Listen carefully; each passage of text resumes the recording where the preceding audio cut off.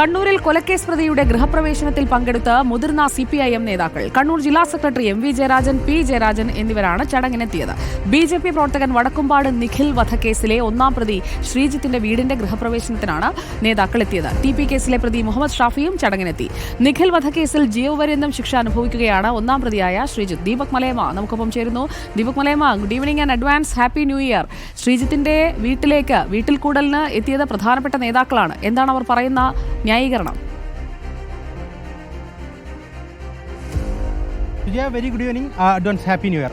ഇത് 2008 മാർച്ച് മാസത്തിലാണ് ഈ കേസ് നടക്കുന്നത്. ആ കേസ് ഈ വടക്കുംപാട് മേഖലയിൽ നിന്ന് ലോറി ക്ലീനറായിരുന്ന RSS പ്രവർത്തനം കൂടിയായ നിഖിലിനെ വലിച്ചിറക്കി വെട്ടിക്കൊലപ്പെടുത്തിയെന്നുള്ളതാണ്. അതിൽ 5 പേർക്ക് കോടതി ശിക്ഷ വിധിക്കുകയും ചെയ്തു. 5 പേരും CPM പ്രവർത്തകരാണ്. അതിൽ ഒന്നാം പ്രതിയായിട്ടുള്ള ശ്രീജിത്തിന്റെ ഗൃഹപ്രവേശമായിരുന്നു കഴിഞ്ഞ ദിവസം ഉണ്ടായിരുന്നത്. ആ ഗൃഹപ്രവേശത്തിന്റെ ദൃശ്യങ്ങളാണ് ഇപ്പോൾ പുറത്തേക്ക് വന്നിരിക്കുന്നത്. അതിൽ P ജയരാജൻ CPMന്റെ സംസ്ഥാന സമിതി അംഗമാണ്. ഒപ്പം തന്നെ CPM കണ്ണൂർ ജില്ലാ സെക്രട്ടറി ആയിട്ടുള്ള MV ജയരാജൻ, ഈ 2 നേതാക്കളും ആ പരിപാടിയിൽ വളരെ സന്തോഷപൂർവ്വം പങ്കെടുക്കുന്നത് നമുക്ക് കാണാം. ഒപ്പം തന്നെ നേരത്തെ ജില്ലാ കമ്മിറ്റിയിൽ ഉൾപ്പെടെ ഉണ്ടായിരുന്ന PP ദിവ്യ ഇപ്പോൾ ബ്രാഞ്ചിലേക്ക് തരംതാഴ്ത്തപ്പെട്ടിരിക്കുന്ന ആ നേതാവ് ഉൾപ്പെടെ പങ്കെടുക്കുകയും ചെയ്തിട്ടുണ്ട്. മറ്റൊന്ന് TP കൊലക്കേസിലെ ആ പ്രതിയായിട്ടുള്ള KK മുഹമ്മദ് ഷാഫി ഇപ്പോൾ പരോളിലാണ്.